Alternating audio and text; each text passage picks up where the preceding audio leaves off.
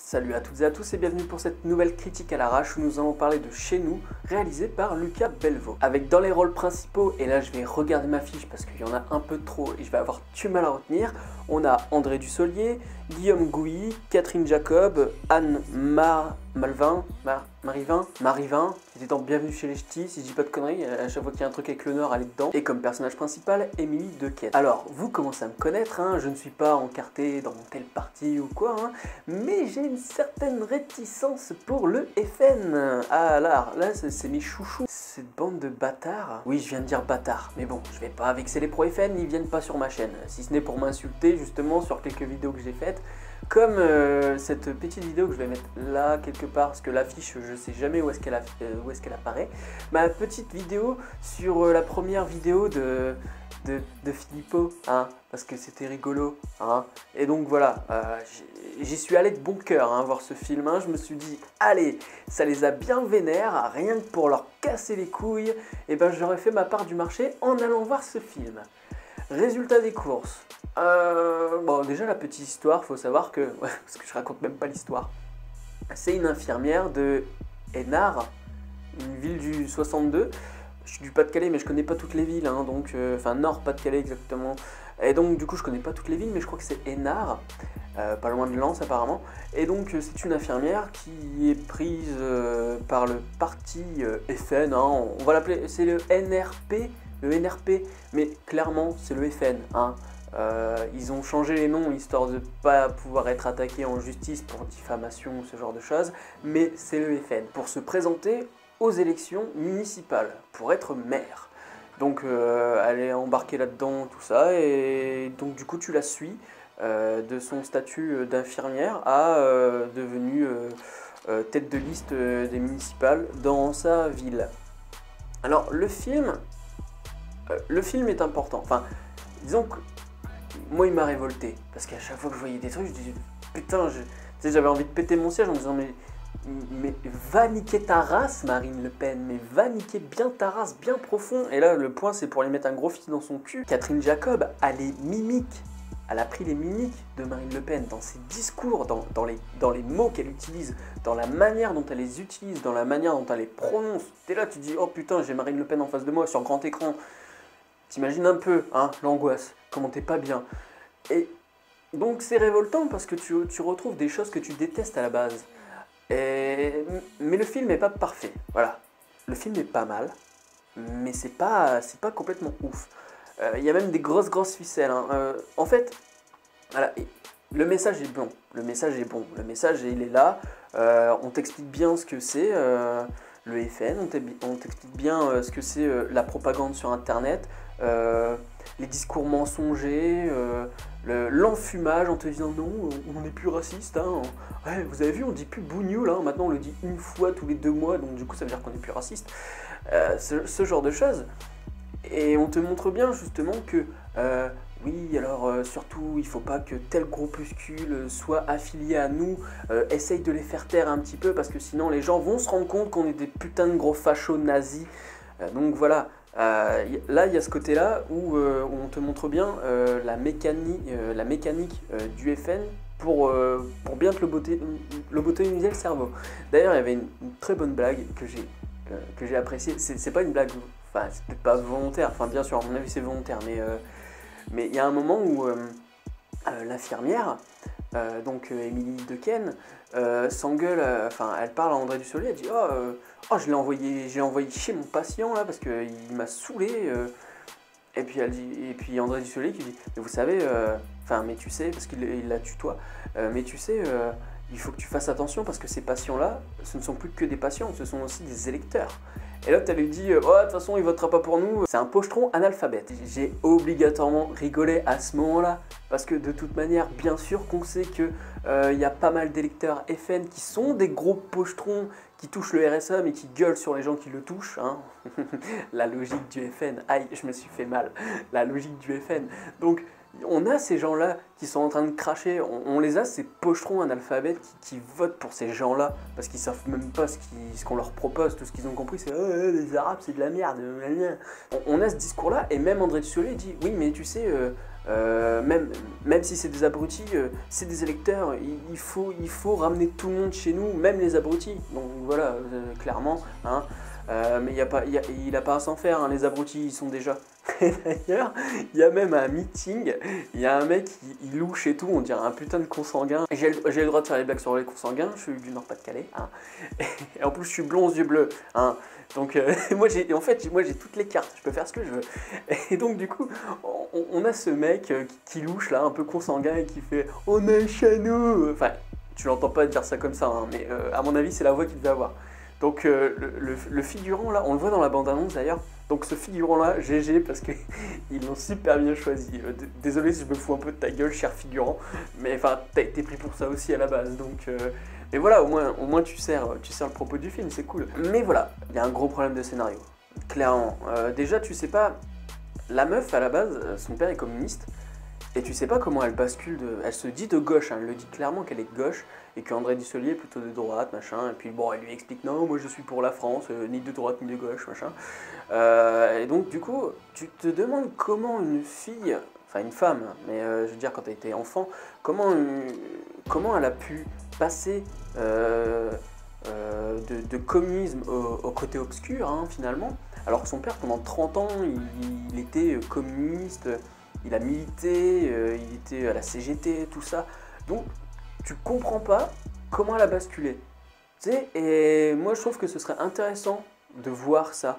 Parce que c'est pareil, par exemple, Soral était de gauche. Soral, maintenant, il faut voir ce qu'il dit, hein. Et c'est pas le seul. Et du coup, tu te demandes comment ces gens-là qui étaient à gauche au départ, voire d'extrême gauche, basculent, mais comme ça, genre... je suis communiste, demain je suis au FN, quoi. Voilà. Donc le personnage est plutôt mal écrit pour la transition. Après, pour le reste, on voit bien qu'elle est embrigadée, qu'elle est manipulée, tout ça, et elle finit par s'en rendre compte. Donc voilà, il y a un petit problème d'écriture sur le personnage. Mais les autres personnages, dans la construction, tout ça, j'ai pas trouvé ça problématique finalement. Il y a vraiment ce personnage-là qui me pose problème, parce que en plus c'est con parce que c'est le personnage central.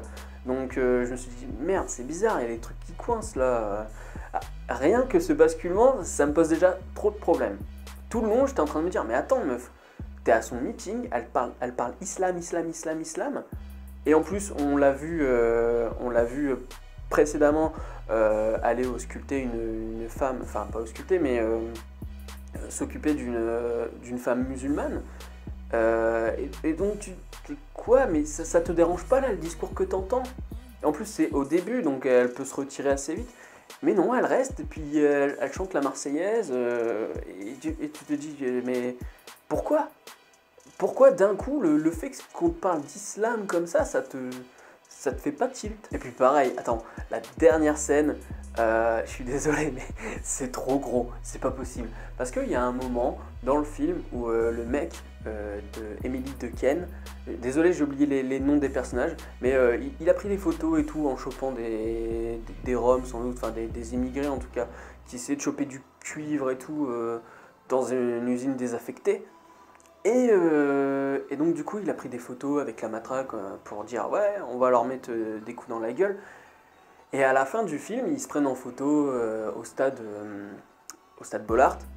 Ouais c'est Bollaert hein, j'espère, hein. Attends, si je commence à me tromper sur les noms des stades de Lens, je suis pas dans la merde, hein. Donc ils se prennent en photo et tout. T'as la gamine qui dit hey, je peux prendre ton téléphone. Donc elle prend le téléphone du gars.